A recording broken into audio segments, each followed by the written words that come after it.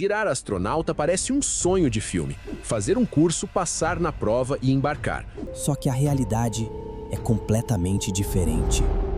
O processo é tão extremo que você vai enfrentar pressões capazes de fazer seu sangue fugir do cérebro até você apagar. Vai precisar sobreviver sozinho no deserto, no Ártico e no oceano. Vai ficar submerso em uma piscina de 12 metros de profundidade por mais de 6 horas seguidas, repetidas vezes. E um único erro no procedimento de emergência e você não voa, simples assim. Só que o mais brutal de tudo, uma simples cárie pode te eliminar. Porque no espaço, até uma pequena infecção pode virar emergência médica a mais de 400 quilômetros da Terra. Se acomode, deixe o like e vamos para a análise de hoje. Peneira de elite. Esse aqui é o começo de tudo e já começa eliminando quase todos que acha que tem chance. Quando a NASA abre uma seleção, ela não está procurando alguém inteligente. Ela está procurando o ser humano mais próximo da perfeição que existe no planeta. Esqueça só ter uma graduação. A base é mestrado em engenharia, física, matemática, tecnologia, medicina ou biologia. Doutorado é o que vai te destacar na multidão. Pelo menos 3 anos de experiência profissional de alto nível ou no mínimo 1000 horas de voo em jatos de alta performance. Inglês fluente. Russo altamente recomendado, por causa da tradição da Rússia no setor espacial. Condicionamento físico de atleta profissional, preparo psicológico para situações extremas e habilidades extras como mergulho, pilotagem e técnicas de sobrevivência. No Brasil, a situação é ainda mais difícil. O país não tem um programa contínuo de envio de astronautas. Quem quiser seguir esse caminho precisa buscar seleção fora do país e competir diretamente com os melhores do mundo. O único brasileiro que foi ao espaço, Marcos Pontes, levou décadas de preparação antes de embarcar, em 2006. A curiosidade é que passar na seleção não te faz astronauta, nem de longe. Você vira um ASCAN e Astronaut Candidate, um candidato que ainda não provou absolutamente nada. Só depois de concluir anos de treinamento técnico, físico e operacional, e só depois de participar de uma missão espacial de verdade, você passa a ser considerado astronauta de fato. Isolamento e pressão mental. Agora que você passou da seleção, vem a parte que não aparece nas propagandas glamourosas da NASA. Eles vão testar se a sua mente aguenta. Não é um teste de QI, nem uma prova de múltiplas escolhas. É você confinado, isolado, com as mesmas poucas pessoas ao redor, enquanto pesquisadores estudam o que acontece com o seu comportamento ao longo do tempo. O motivo é simples e brutal. Uma missão à Estação Espacial Internacional, ISS, dura de 6 a 12 meses. Uma missão à Lua ou a Marte pode durar muito mais. E quanto mais restrito o espaço e menos contato com pessoas de fora, maior a probabilidade de desenvolver condições comportamentais, cognitivas ou transtornos psiquiátricos. O ritmo biológico pode desregular completamente. Ciclos de luz e escuridão diferentes, ambiente barulhento e estresse crônico alteram o relógio interno do astronauta. A fadiga se acumula e a comunicação entre os tripulantes vira uma variável de sobrevivência tanto quanto o oxigênio. A curiosidade é que não é a duração do isolamento que mais destrói o astronauta. É a sensação de não poder ajudar quando algo ruim acontece na Terra. Imagina estar a 400 quilômetros de altitude e receber a notícia de uma emergência familiar. Você não pode ligar, não pode sair, não pode fazer nada. Isso destrói qualquer pessoa psicologicamente preparada. A NASA sabe disso e estuda há anos. Usa iluminação LED para alinhar o ritmo biológico da tripulação, incentiva diários pessoais como válvula de pressão emocional, investiga realidade virtual para simular ambientes relaxantes. Chegou ao ponto de incluir hortas espaciais nas missões, plantar algo, cuidar de algo vivo, demonstrou benefícios reais para a saúde mental. Tudo isso porque o espaço não quebra só o corpo, a mente também. E a próxima etapa vai provar isso de um jeito bem mais físico. Força G extrema. Sabe aquela sensação de peso no estômago quando o avião decola? Multiplica por 9. É isso que a centrífuga faz com você. Um braço mecânico gigante que gira em alta velocidade, simulando a aceleração brutal de um lançamento ou de uma reentrada atmosférica. Na força de 9G, o seu corpo pesa 9 vezes mais do que o normal. O peito aperta, a respiração trava, o sangue abandona o cérebro e vai em direção aos seus pés. A visão começa a escurecer pelas bordas, vira um túnel e se você não reagir, você apaga. Isso tem nome, G-Lock, perda de consciência induzida por força G. E dentro de uma cápsula em reentrada, perder a consciência é assinar o atestado de óbito. O treinamento ensina uma manobra específica para resistir, a AGSM. Você contrai com força os músculos das pernas, do abdômen e dos glúteos ao mesmo tempo para forçar o sangue de volta ao cérebro. É exaustivo, é doloroso e precisa ser feito em loop enquanto a máquina não para. A curiosidade é que durante os testes, o rosto literalmente se deforma. A força G empurra a pele para baixo, as bochechas escorregam e os lábios entortam enquanto o limite humano é 9 vezes o próprio peso. O que mais assusta é que em ejeções de emergência, esse número pode chegar a 18 ou até 20 G, força suficiente para causar danos severos aos órgãos. Nessa etapa, o corpo chega perto do limite absoluto, e quem não resiste fica para trás. Mas o próximo desafio vai testar suas habilidades de sobrevivência. Sobrevivência em ambientes extremos. Essa etapa parece roteiro de série de sobrevivência, mas é completamente real e necessária. Se a cápsula sofrer uma falha técnica e precisar de um pouso de emergência, ela pode cair em qualquer lugar do planeta, longe de qualquer equipe de resgate. Na selva, oceano, deserto ou ártico. E você precisa sobreviver com o que tem em mãos, até alguém chegar. A NASA treina em todos esses cenários. Na selva, como a do Panamá ou do Brasil, o foco é umidade extrema, insetos e como localizar água potável. No deserto, conservar energia e sobreviver ao frio brutal da madrugada depois de um dia escaldante. No Ártico, construir abrigos de neve com partes da cápsula e do paraquedas para não congelar.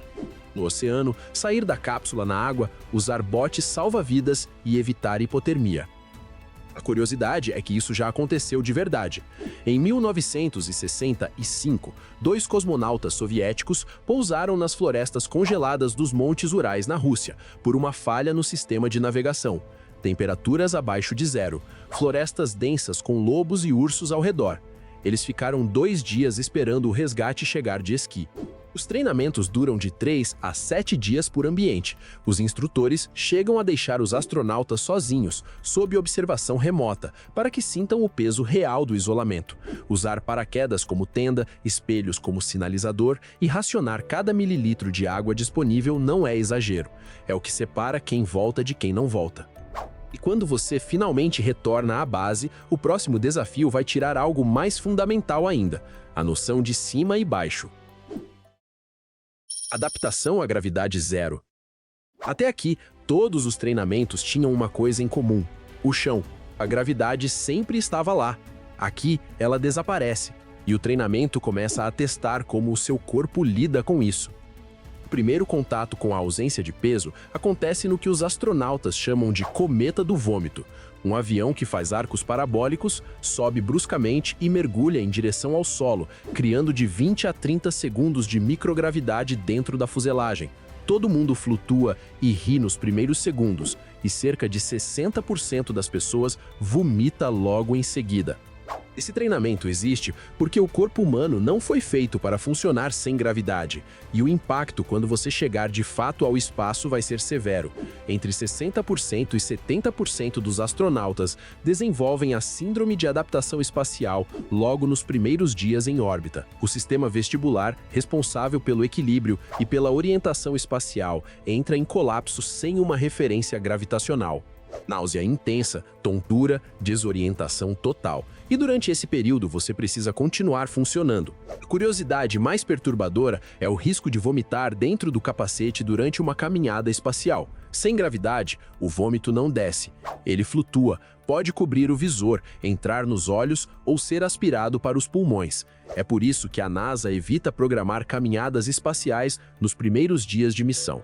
E além do enjoo, vem a deterioração silenciosa, perda de 10% a 20% de massa muscular em semanas, redução de até 1,5% de densidade óssea por mês, fluidos corporais que sobem e comprimem o cérebro a ponto de comprometer a visão. Mas isso tudo é o que te espera lá em cima. Por enquanto, o treinamento na Terra ainda não acabou. Abismo Azul. Se você acha que treinamento subaquático é relaxante, você nunca colocou um traje espacial pressurizado dentro de uma piscina de 12 metros de profundidade e ficou lá por 6 horas tentando apertar um parafuso com luvas rígidas que tiram toda a sensibilidade das suas mãos. O Neutral Buoyancy Laboratory da NASA em Houston é uma das maiores piscinas do mundo. São 61 metros de comprimento, 31 metros de largura, 12 metros de profundidade e 23 milhões de litros de água. No fundo, submersos, estão réplicas em escala real de módulos inteiros da Estação Espacial Internacional. O princípio que faz tudo funcionar é a flutuabilidade neutra. Mergulhadores de apoio adicionam pesos e flutuadores ao traje até você ficar suspenso no meio da água, sem afundar nem boiar. É o estado mais próximo da ausência de peso que se pode criar na Terra por um longo período.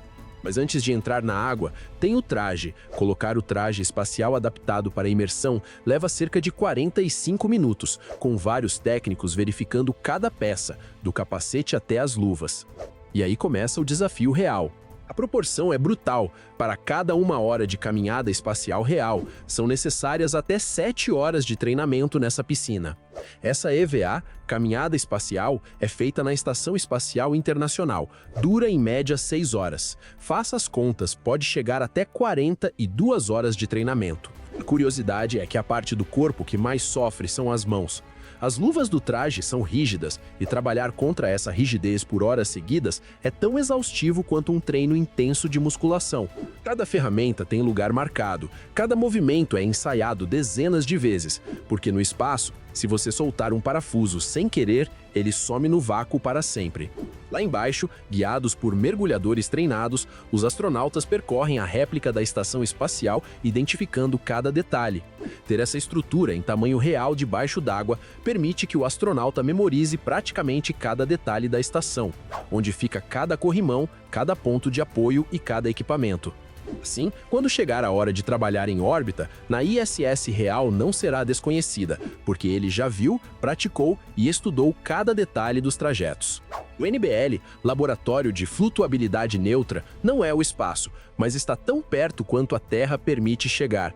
E é aqui que você descobre se está de fato pronto, não para a piscina, mas para o que vem depois dela. Simulação final. A tripulação inteira entra no simulador da ISS, uma réplica em tamanho real de todos os módulos da estação, com todos os computadores e painéis funcionando exatamente como os originais. E aí os instrutores, que os astronautas chamam de Ghost, os fantasmas, começam a injetar falhas no sistema sem avisar. Incêndio, descompressão, vazamento de amônia, o produto químico usado no resfriamento externo da estação para dentro dos módulos habitáveis. Falha total de energia, perda de comunicação com a Terra. Tudo ao mesmo tempo, em sequência, sem pausa, durante horas, às vezes durante dias. A regra de ouro é essa. Primeiro garante que a estação está segura, depois entende onde está o erro, depois fala com a Terra, pilotar, navegar e comunicar. Nessa ordem, sem exceção, os astronautas não confiam na memória. Tem um livro de emergência para cada falha possível, e o treinamento existe para que abrir esse livro vire reflexo automático mesmo com o alarme ensurdecedor tocando no seu ouvido. A curiosidade é que não existe um exame final com data marcada, é um processo contínuo de avaliação. Mas existe um momento decisivo. Os instrutores emitem um parecer técnico antes do lançamento, e se houver dúvida em um único procedimento de emergência, em um único sistema crítico, ele não voa. Simples assim. O perigo real aqui é a falsa confiança. Astronautas que foram bem em todos os treinos individuais às vezes colapsam nas simulações integradas, porque nunca tinham treinado para lidar com o caos total simultâneo. O nascimento do astronauta. Depois de tudo isso, seleção, confinamento, centrífuga, sobrevivência, piscina e simulação de caos tem uma cerimônia simples, mas carregada de peso. O candidato deixa de ser Ascan e se torna oficialmente um astronauta. E o símbolo disso é um broche, o pin de prata, pequeno, discreto e absolutamente impossível de conquistar sem passar por todos esses processos.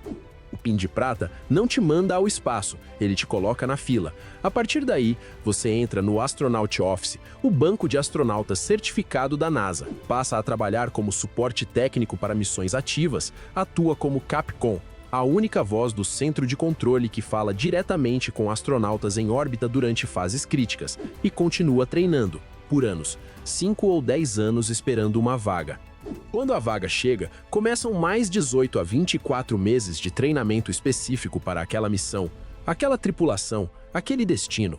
E então vem o lançamento. No momento exato em que o foguete cruza a fronteira do espaço, acontece a última troca. O PIN de prata se torna o PIN de ouro.